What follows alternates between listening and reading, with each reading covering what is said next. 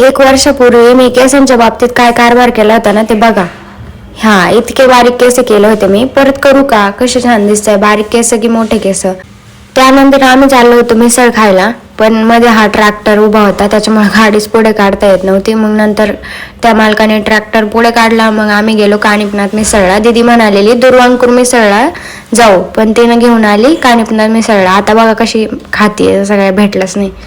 मग नंतर मी आता हे दाखवते ग मिसळ. त्याच्यानंतर रस्सा आला, मग मस्त कांदा टाकला, मग लिंबू पिळलं. एवढं सगळं नाटक करून मला काय एवढी मिसळ आवडलेली नव्हती, पण ह्यांना आवडली होती.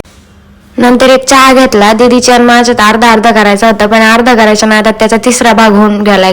मग दाजीन दीदीमध्ये भेट लागली होती, पैसे कोण भरणार ह्याची. दीदी हारली म्हणून ती निघून जात होती, पण परत आली आणि तिलाच पैसे भरायला लागले. मग घरी येऊन आम्ही सगळं घरातलं काम आवरलं. शेवटी वैतागून झोपून